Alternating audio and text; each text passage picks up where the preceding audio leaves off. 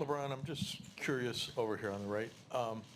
When you found out Kevin wasn't playing and that you were going to basically be defending Draymond last night, what approach and what did you set out to do mostly against him?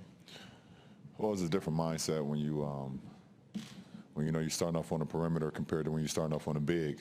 You have to change your mind frame. You have to change, mentally, actually thinking as a big.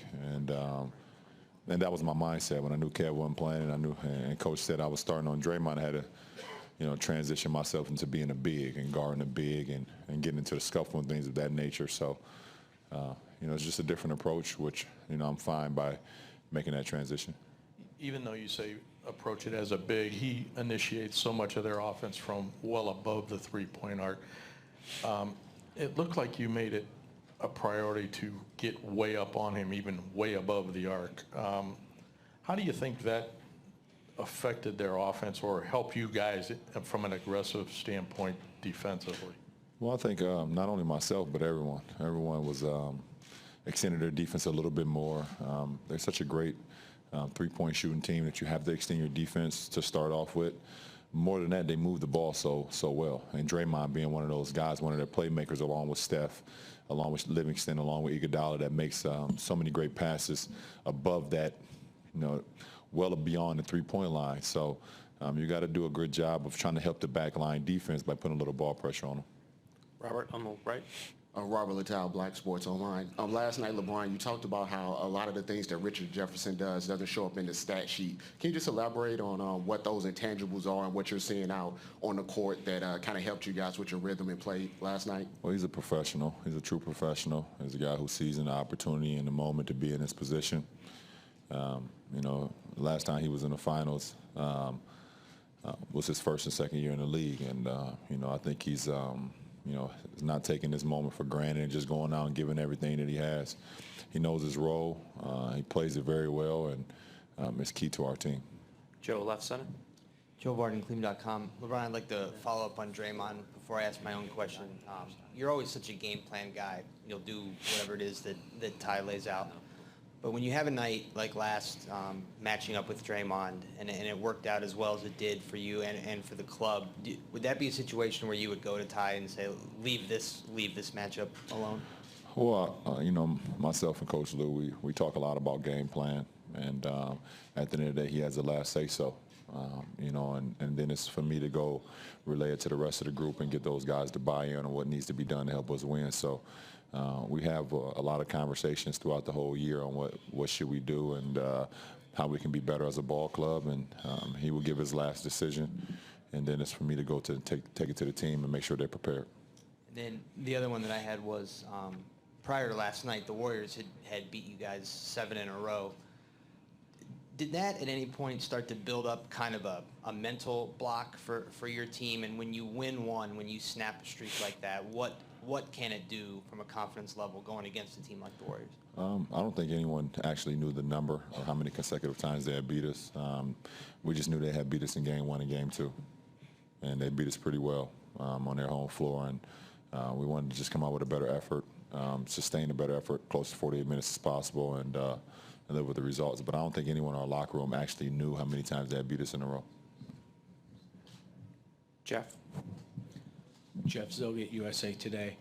LeBron, what have you learned about this team, the makeup of the locker room, that lets you know that you might be able to handle any changes that potentially come to the lineup if Kevin is able to play on Friday night? Well, in the last 2 years, we've had some extreme situations happen to us, both with two of our All-Stars being out because of injury. The start of this season, obviously with Shump being out and also Kyrie being out for a long, extended period of time. So guys have been able to just, next man up. That's always been our motto. For someone that's out and can't perform or can't play at that point in time, then it's next man up. And our coaching staff do a great job of keeping everybody engaged, keeping everybody afloat, understanding that, hey, you never know what may happen, so always be ready. So that allows our team to be able to make the adjustment on the fly if need be. Tim on the right. Tim Reynolds, Associated Press. Ron, how important is it for the collective when Steph is around the lane or cutting under the basket, making a baseline cut? Just Within the letter of the law, of course, make sure that he feels you guys in some way. How much has that been a point of emphasis for you guys? Because it seemed like last night is even more so than 1 and 2. Well, I think, and that's for all their guys, not just Steph. They do a great job of moving, the ball moving, and when you allow those guys to move with freedom of space, they're very dangerous. They're already dangerous enough. So when you allow them to run around and and not feel any pressure or any physicality or anything, they're able to just be even more comfortable. They're already a great team, and you just want to try to take something away from it. Because of how well they move the ball and how well they share the ball and how great of a three-point shooters the Steph and Clay are, and the rest of those guys feed off of them. And you talked before 3, for obvious reasons, about do or die. Now that it's 2-1 and you won a game by 30 or whatever it was last night, how do you keep that same edge? It's the same mindset. We can't afford to go down 3-1 and go in their building, give them confidence going back. So it's a do or die game for us still. Dave, front left. Dave McMenamin, ESPN. LeBron, Tehran shared a story with us that both you and Kyrie went up to Kevin before the game last night and said, we got to win this one for you. What has it been like noticing the frustration he's dealing with the protocol, and also what can you do to support him throughout this process? Well, I just seen on his face, yesterday when we were all in the locker room, and it was that I hate that I'm going through this moment. I feel like I'm letting you guys down moment without him even actually saying it. So before we left the locker room, I know Kai embraced him. I did as well and told him, don't worry about it. We got him tonight. This is what a team is all about, for them to pick their brother up in a time of need, and him not to put too much pressure on himself or the team, and we're going to try to take care of business, which we was able to do. So I know it was uplifting to him for sure, and it was for our team as well. Gary, Lowell, Steve, last 3. Ron, Gary Wash from Boston Globe. You said a couple days ago you really didn't know what playing possessed meant, but I think like Game 6, 2012, Eastern Conference Finals, when you Heat against the Celtics, I think with 45 and 16, and you were just kind of looked like you were in a different state of mind that night. Was there any comparison between that night, if you can look back, and last night, or even how you'll approach tomorrow? I think, for me, it's just, I just play my game. I love to play the game, and obviously being down 3-2 in Boston at that point in time, it was do or die. I mean, it was year 2 for us, and we had already lost the previous year, and we had so many high hopes of that year, and being down 3-2 going into Boston, it was a tough situation for us. So, just try to go out there and play the game that I love to play, trust the work I've put into it, and lay the chips fall where they may. And I did the same thing last night. Were you in a different state of mind that night 4 years ago that you've been since, or was that just a great game? No, I wasn't in a different state of mind.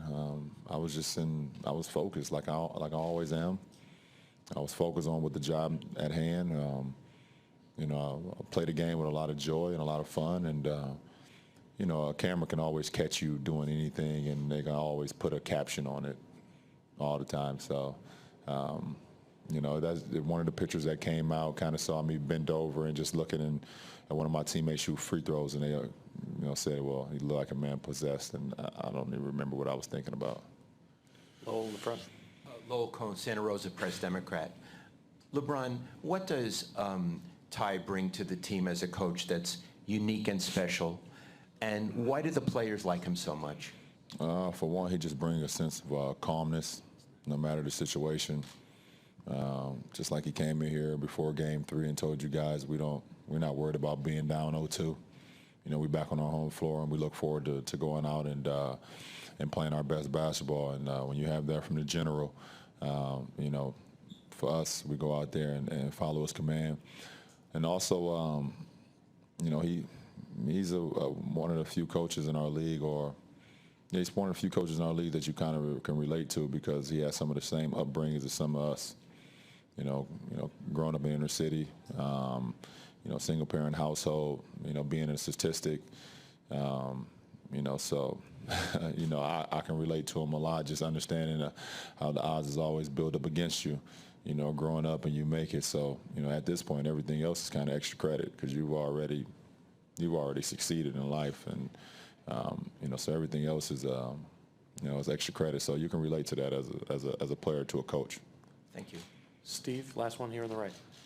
LeBron, when you decided to come back here, how prepared do you think Kyrie, as a #1 draft pick and franchise guy, was prepared? How prepared do you think he was for any changes in his role or the pecking order?